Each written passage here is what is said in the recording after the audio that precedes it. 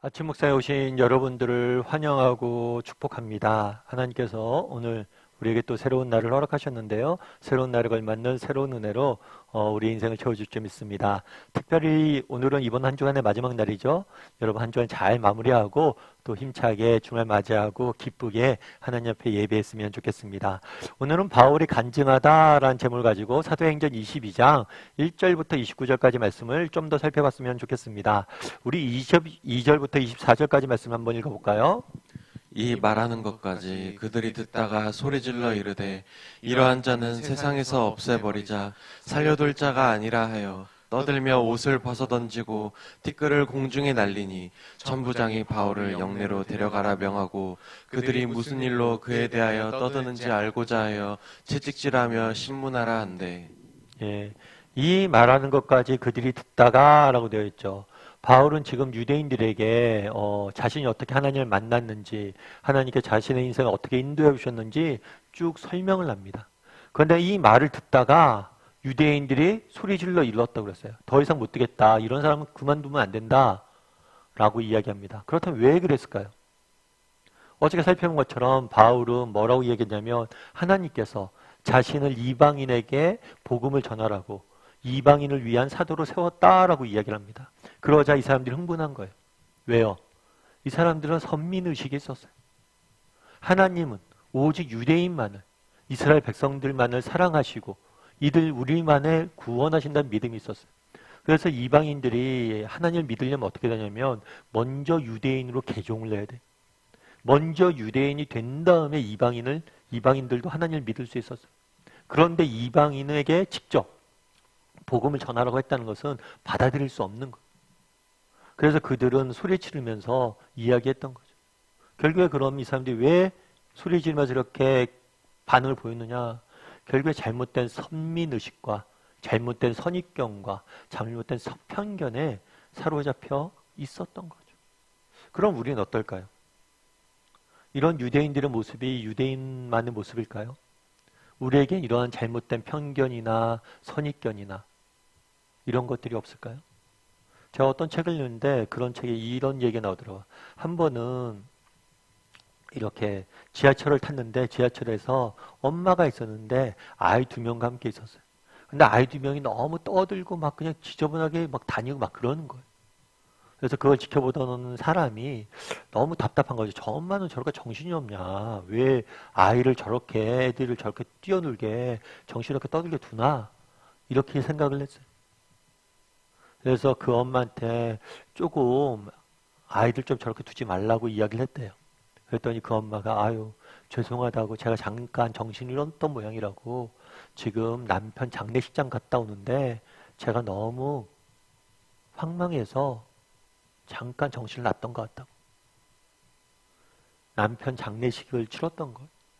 그리고 돌아가는 길에 아이들은 모르잖아요. 너무 어리니까 죽음이 뭔지도. 아빠가 죽었다는 사실도 몰라서 그냥 노는 거죠. 그런 상황에서 얼마나 엄마 입장에서 절망스러웠겠어요. 그렇게 있었던 거죠. 넋놓고. 그런데 그분이 그런 얘기를 하고 그 일이 있은 다음에 참 오히려 자기가 너무 미안한 마음이 들었다. 야, 내가 겉모습만 보고 판단했는데 저 사람이 저런 사정이 있는 줄 내가 몰랐구나. 그렇죠. 우리도 쉽게 겉에서 판단하죠. 그러다 보면 이런 판단들이 쌓여서 뭐가 되는 거예요? 선입견이 되고 편견이 되는 거죠. 그러다 보면 이런 것들이 뭘 할 수 있는 거예요? 작은 선입견과 편견이 쌓여서 결국에 뭘 하는 거 보게 돼요? 사람들을 죽이는 데까지 나가는 유대인들의 모습들 보잖아요. 우리도 마찬가지. 작은 선입견과 편견이 쌓여서 물론 그것들을 가지고 우리 사람들을 실제 죽이진 않죠. 근데 다른 사람의 인격을 모독하거나 인격을 오해하거나 다른 사람 잘못 판단할 수 있는 경우들이 얼마나 많아요. 그래서 우리도 늘 돌아봐야 돼. 뭘 돌아봐야 나는 이런 선입견과 편견에 사로잡혀 있지 않은가. 특별히 우리 믿는 사람이잖아. 그래서 우리는 믿는 사람이기 때문에 다른 사람의 입장에서도 생각해 봐야 되지만 하나님의 시각에서 늘 살펴봐야 돼. 하나님 보시기에 어떨까? 정말 우리 보기에는 굉장히 무례한 사람이라도 하나님 보시기에 그 사람이 불쌍히 보일 수 있고 하나님의 사랑받는 자녀일 수 있죠. 그래서 정말 우리가 선입견이 우리에게 있는지 편견도 우리에게 있는지 없는지 살펴봐야 되고 또 무엇보다도 하나님의 시각으로 볼 수 있는 사람을 바라보려고 하는 어떤 그 무엇인가를 바라보려고 하는 노력들이 필요해요. 그랬을 때 그것들 통해서 우리가 다른 세상과 다른 반응을 보일 수 있는 거죠. 그래서 우리도 정말 이런 유대인들처럼 이런 선입견과 편견이 내 안에 없는지 한번 돌아봤으면 좋겠고 오늘 또 세상 속에 살아가야 되잖아요. 좀 그런 것들로부터 내가 좀 내려놓고 다르게 볼 줄 아는 하루가 되었으면 좋겠어요. 그런 다음에 뭐라고 됐냐면 사람들이 바울을 막 죽이려고 그래요. 그랬더니 이제 청부장이 말린 거죠. 이게 재판도 제대로 없이 사람을 죽이면 안 되니까 그리고 이것 때문에 소동이 일어나니까 바울을 다시 영내로 데려가요. 그런 다음에 무슨 일로 그에 대하여 떠드는지 알고자 하여 채찍질하여 신문하라 이야기합니다. 그 당시에 바울은 히브리 말로 유대인들과 대화를 했어요. 그러다 보니까 천부장은 헬라어를 쓰니까 무슨 말을 했는지 모르는 거예요. 그러니까 도대체 왜 너 얘들한테 말하게 해달라 해서 말해줬더니만 또 일을 왜 이렇게 크게 만들어? 너 왜 일을 크게 만들었어? 하면서 신문하는 거죠.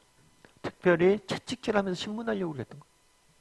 바울이 무슨 말을 했는지 혹시라도 반란을 꾸미기 위해서 이상한 이야기를 하지 않았는지 로마 천부장 입장에서는 이야기한 거죠. 그러자 어떤 일이 있었을까요? 25절부터 27절까지 말씀 같이 한번 읽어볼까요?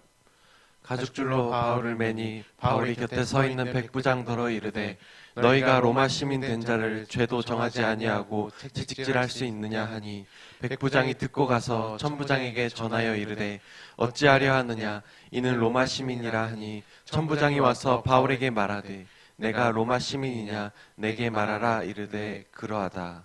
예, 바울이 자신을 때리려고 하자 뭐라고 밝히냐면 내 자신이 로마 시민인 걸 밝힙니다. 그 당시 법에 의하면 로마 시민은 정당한 재판을 받지 않고 어떤 채찍질, 형벌을 내릴 수가 없게 돼요.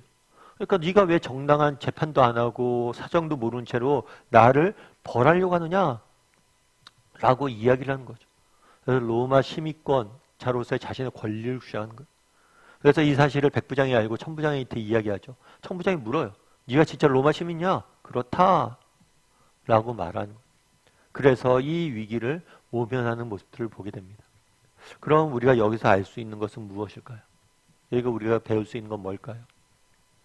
바울은 다양한 하나님께서 경험들을 하게 하셨어요.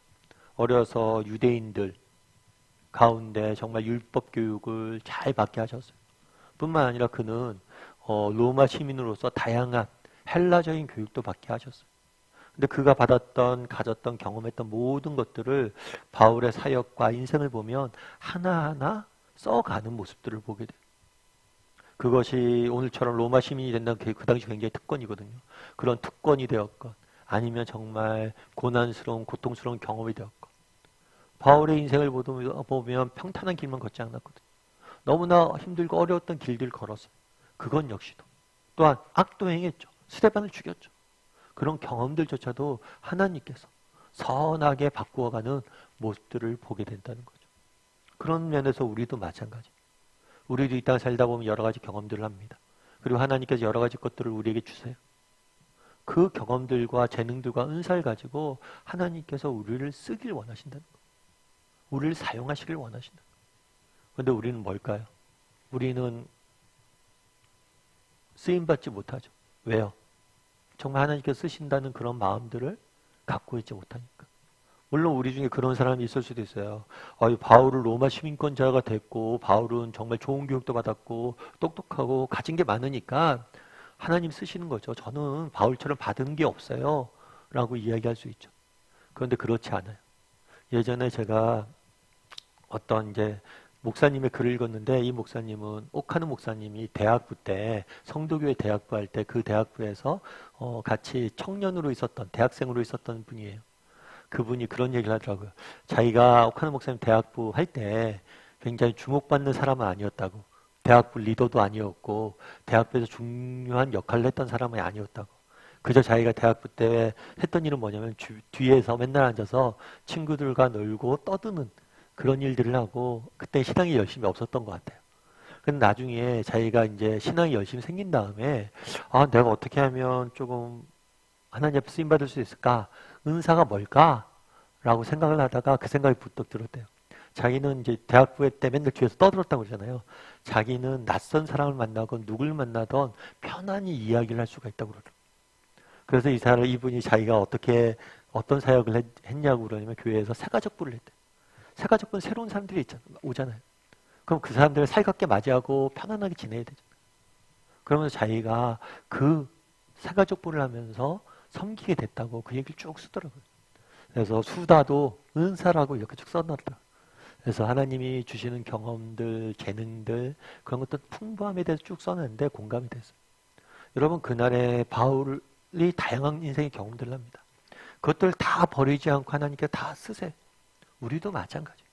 일상을 살다 보면 우리가 아픔이든 기쁨이든 큰 거든 작은 거든 다양한 경험들을 하고 하나님께서 우리에게 다양한 재능과 은사와 정말 우리의 성품과 다양한 것들 주셨어요. 근데 이것들 가지고 우리가 하나님이 우리의 인생을 쓰길 원하신다는 거예요. 중요한 건 뭐예요? 우리가 하나님 손에 붙잡힌다는 거예요.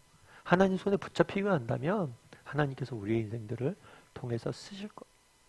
그래서 오늘 한번 돌아봤으면 좋겠어요. 나에겐 어떤 은사가 있는가? 나에게 정말 하나님 사용하시기 위한 경험이 무엇이 있는가? 그리고 그런 것들을 가지고 정말 하나님을 섬기고 예수 섬기는데 사용할 줄 아는 쓰임받을 줄 아는 저와 여러분이 되기를 주님의 이름으로 소원합니다.